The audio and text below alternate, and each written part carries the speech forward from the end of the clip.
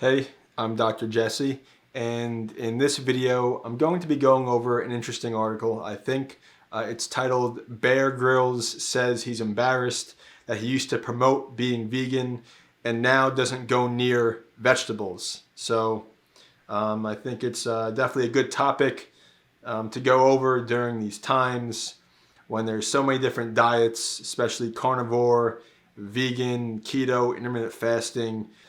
So let's get into it. I think it's going to be really interesting. We're definitely going to learn a lot. And if you don't know who Bear Grylls is, this guy is quite incredible. I forgot exactly what his show was, but essentially he would live out in the wild by himself and survive some pretty harsh and extreme conditions. I'm not going to eat. I'm not going to need to eat for a week after this one.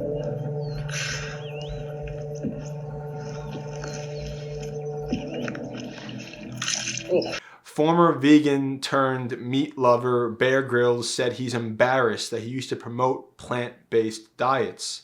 During a recent interview with PA, the celebrity survivalist and Into the Wild star claimed a carnivore diet has done wonders for his health and wellness, the Telegraph reported. Grylls, 48, also said he looked back on his history of speaking out about the benefits of veganism for the planet and for an individual's health as shameful. I guess obviously he used to be a vegan, promote veganism. I think a lot of people go through these diet phases, and I think it's typical that people often go from one extreme to another. I do want to preface with that everyone is an individual and has different needs, beliefs, and desires, and so everyone sort of migrates towards a diet that's right for them. But I think especially when starting out, trying to get healthy, get into that nutrition and health world, people definitely, start trying to go from one diet and then they go to like the opposite extreme. It's a very common pattern I definitely see among most people. He says it's shameful. I guess he's learned a lot.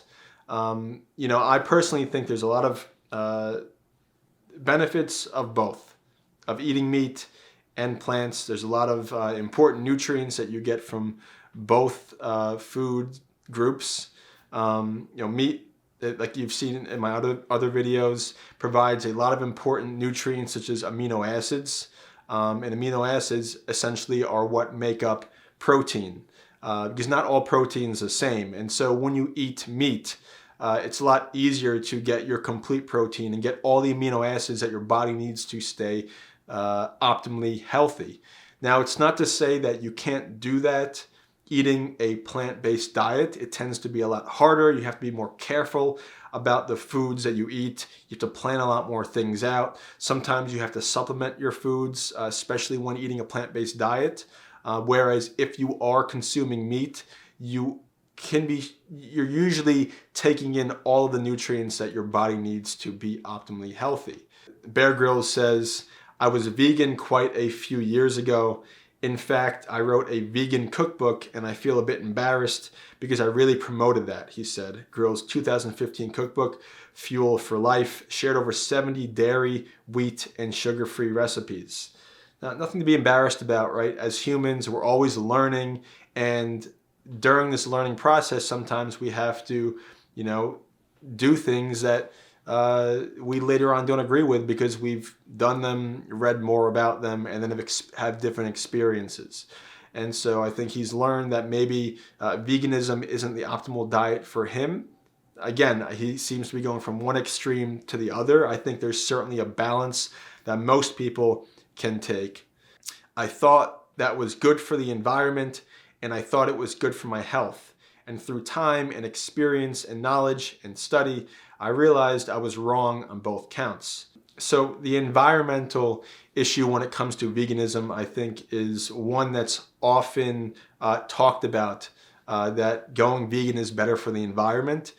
And so I think that argument and debate is predicated on the fact that conventional animal farms produce a lot of greenhouse gases because you're housing a lot of animals, you have a lot of waste, and so that has a lot of runoff, and it essentially, has harmful effects on the environment. And I think that's certainly true.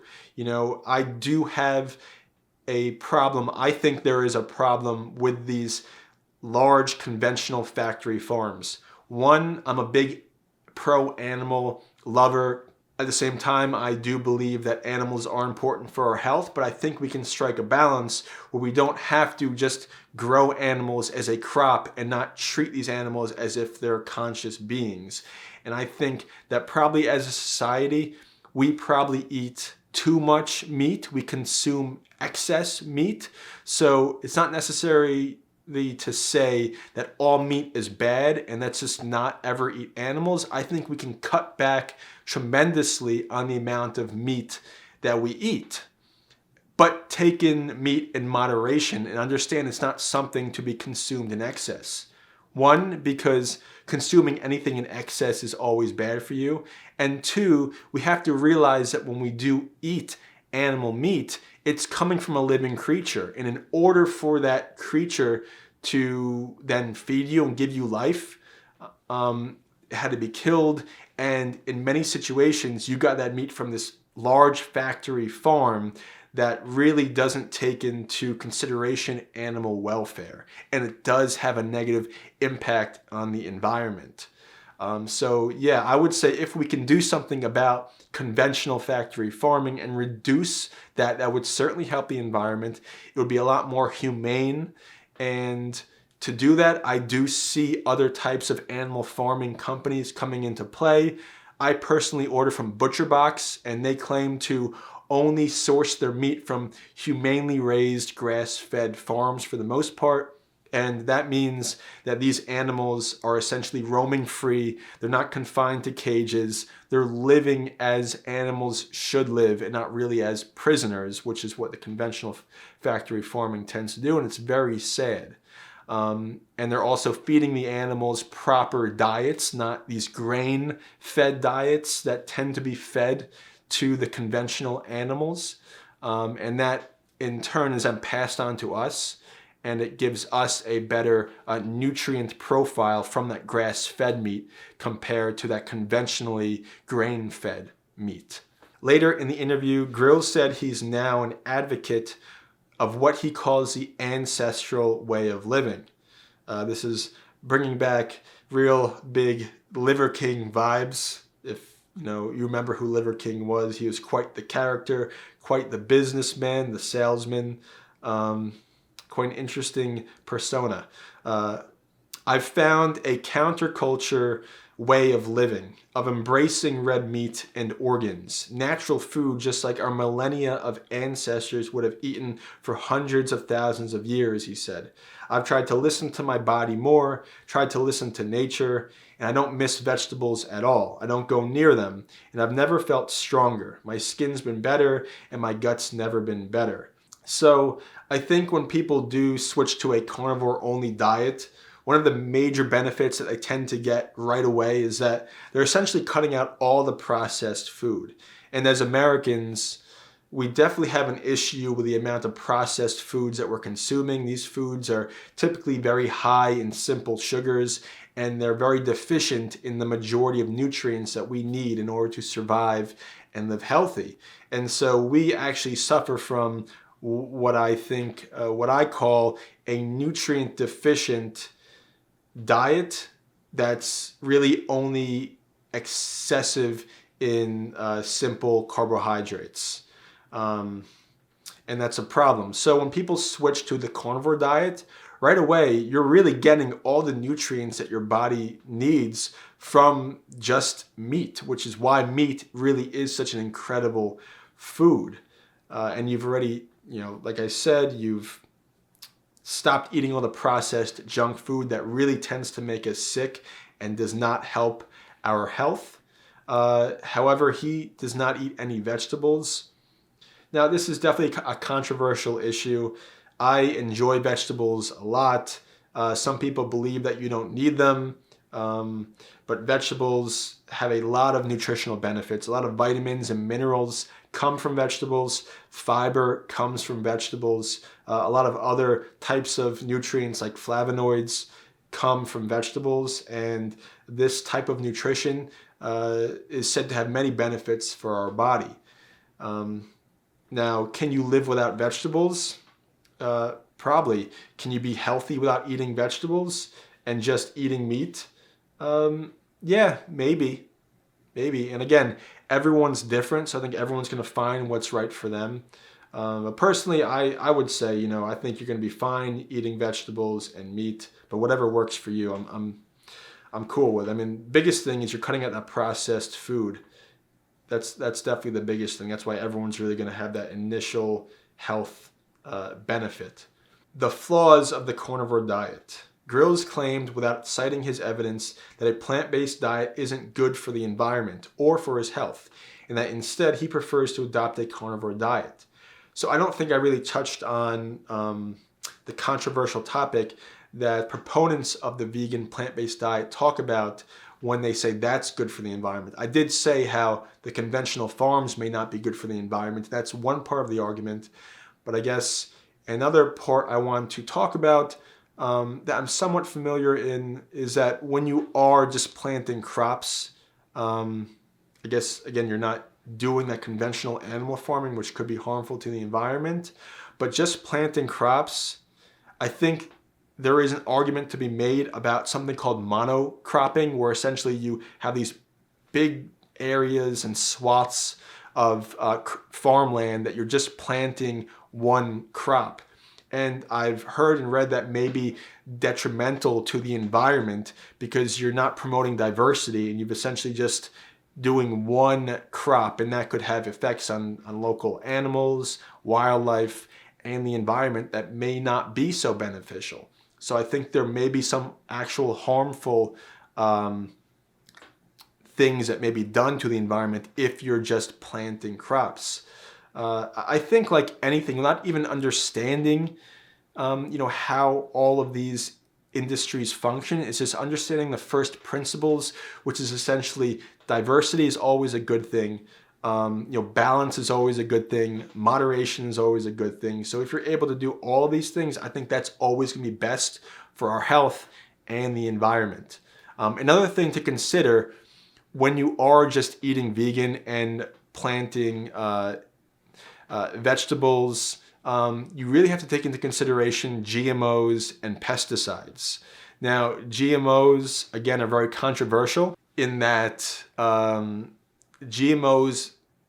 essentially allow crops to grow and grow efficiently and effectively and be resistant to certain pesticides that you can use on them because of the way they're grown. So essentially the idea is you could grow a type of crop or plant and you could spray a pesticide on them that won't affect the plant itself because their DNA is actually resistant about it because of the GMO. So you can spray this pesticides, killing off the insects and wildlife that would ruin the plant. But when you eat these plants, you're taking in these pesticides.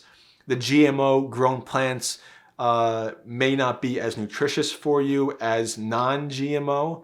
So there's some controversy with that. And then if you're not buying organic, again, you're going to be consuming these pesticides that may be harmful to your health and the environment. So I would say if you can, always try to invest and spend a little more money on organic produce. Try to go locally if you can. Local produce seems to be always the best thing. And try to avoid pesticides and GMO grown plants and veggies if you can. As insiders Alana Akhtar previously reported, carnivore diets have become increasingly popular in recent years, with social media personalities such as Joe Rogan touting its benefits and often through unsubstantiated claims. Shot at Joe Rogan. While animal meat is a good source of protein and can provide essential nutrients, too much of it can actually cause health problems such as gastrointestinal issues, dehydration, and grogginess. It can even lead to more detrimental issues. As registered dietitian Kate Patton told the Cleveland Clinic, carnivore diets can be dangerous for those with pre-existing health conditions. Well, I think anything in excess can always be dangerous for anyone. So like with anything, like what I always say is moderation. There's a lot of benefits to meat. Again, the best thing you can do is try to get grass-fed, grass-finished, humanely raised meat products. I think that's the best, highest quality meat you can eat. And then eat that in moderation, right? Don't eat that excessively because that can lead to disease. But I think in general, meat has a lot of important nutrition that it can provide us. Now, it's not for everyone. Not saying everyone should eat meat. A lot of people have their own beliefs, whether they're religious or personal. So if you do have those beliefs, then don't eat meat. You can be healthy just eating a vegan diet. So everyone's different and everyone can find what's right for them, but there's never one side's not completely wrong as the other side's like not completely right. There's always a balance in there. If you have pre-existing chronic condition like high blood pressure, high cholesterol, any history of stroke or other cardiovascular diseases, you should definitely not try this diet, Patton said. Even if you have digestive issues, this diet can make things worse with all that protein and fat, which takes a lot longer to digest. It's a very general statement. I don't know if I necessarily agree with the way she's saying it. Fats are very important for us, again, in the right amount and not in excess. Meat has a great diversity of all the important fats that we need. And fat's important because vitamins and minerals are able to be digested with that fat. And that's another important component of meat and food, is that you have to have fats and this complex interweb of nutrients together that allows you to then absorb and take in a larger diversity of vitamins and minerals. And I guess touching on the cholesterol thing, a lot of controversy with cholesterol. I made a video, I think it's a great video explaining what cholesterol actually is and all the misconceptions about cholesterol and how we measure cholesterol. And so you don't really get cholesterol from meat. And it's quite a complex topic. I really suggest you look at my cholesterol video, because when we talk about LDL cholesterol, HDL cholesterol, it's not really cholesterol. Those are really like molecular vehicles that carry cholesterol and fats throughout the body. And our body actually needs cholesterol to be healthy, to make hormones, to make very important functions that our body needs. It allows our cells to have stability and so many different things. So it's very important. And so it's not just black or white with cholesterol for sure. Meanwhile, eating vegetables can have benefits such as reducing the risk of cardiovascular diseases and improving sleep, mental health, and digestion. I think vegetables have a lot of benefits, like what I said before. They have a lot of important nutrition, a lot of vitamins and minerals, fiber, which is what she's saying about digestion, flavonoids, other types of nutrients that have been associated with a lot of health benefits. A study published by researchers at Brigham and Women's Hospital and Harvard Medical School in 2021 found that people who ate 5 servings of fruits and vegetables a day, for example, had a lower risk of death from heart disease, cancer, respiratory disease, compared to those who ate 2 servings of fruits and vegetables. These studies, they're always flawed. I'll just say that, and you're always going to find a study that's going to back your cause, especially in the diet and nutrition world, for sure. Not to say that that study's wrong. I mean, they probably did find that, but it's hard because it's hard to take into consideration what the other people are eating. Are they eating processed foods? Are they eating excessive amounts of foods? Yes, of course, if you compare someone who's eating all vegetables to someone who's eating the standard American diet, you're definitely going to find that the person who's eating all vegetables is going to have a better quality of life and health, because just the fact that they're not eating the processed foods that we tend to eat excessively. So do keep that in mind. Not only that, studies have also shown that a wider societal shift toward plant-based could have a great positive impact on the environment by reducing carbon dioxide emissions. So I kind of spoke about that. It's definitely controversial. I think, like always, you want to take a balanced, moderate approach. Everyone's different. Find what's for you. I think if you're just starting out trying to eat healthy, probably the best advice is to understand that whole, unprocessed foods are like the gold standard of health and nutrition. So that's veggies, fruits, meats, nuts, seeds, basically foods that aren't found in a package, aren't found at a fast food restaurant, foods that you essentially have to cook and prepare. So definitely, if you can, learn how to cook. That's going to save you so much money. Something people really don't talk about is the financial aspect. Yeah, we talk about how important, how expensive organic foods are. But do you know how expensive eating out is? I mean, what's the average meal cost these days? Maybe around $20 one meal. You eat 3 times a day, 60, and that's not including the family. I mean, learn how to cook. You save so much money by just buying the ingredients separately and making your own meals. I mean, ridiculous amounts of money. It's better for you, the environment, animals, everyone wins. So that's definitely a good way to go. But then again, if you are trying to eat healthy, try not to grasp onto like one extreme, like this article seems to be doing, like Bear Grylls may be doing without realizing it, as he goes from vegan to carnivore, is first start out by looking at everything, understanding that really nothing's off limits. Try to start eating healthier, whether it's meat or veggies. Reduce the amount of processed foods that you're eating. Reduce the soda, the juices. Try to focus on just water and just keep it simple. Make small changes over time. You're gonna find things that work, find things that don't, and then after some months, a few years, because that's realistically how long it takes to find the diet that works for you. You're going to settle on something unique, something that works for you, something that you can sustain, that's perfect for your lifestyle. I think people often get too caught up in diets, and that's why everyone ends up failing, because they just go all in and you just can't change that fast. It doesn't work. Take it slow, find what works for you. I always recommend, I think one of the best investments you can make is hiring a health or nutrition coach to help you through this process, because it's really hard. A lot of different foods to eat. How do you make these changes? I have a company, Abend Health, and I have expert nutrition coaches who work with you and help you find that. Whether you use my coaches or other coaches, make sure they're always qualified. Just partnering up with a professional, with an expert that knows what they're doing will save you so much time, money, energy, and will really increase your overall health. So I thought this was a very interesting article to talk about, a lot of different points to go over.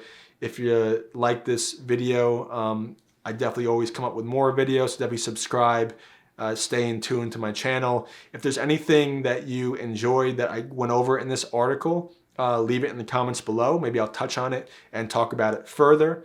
And with that said, I look forward to seeing you in the next video.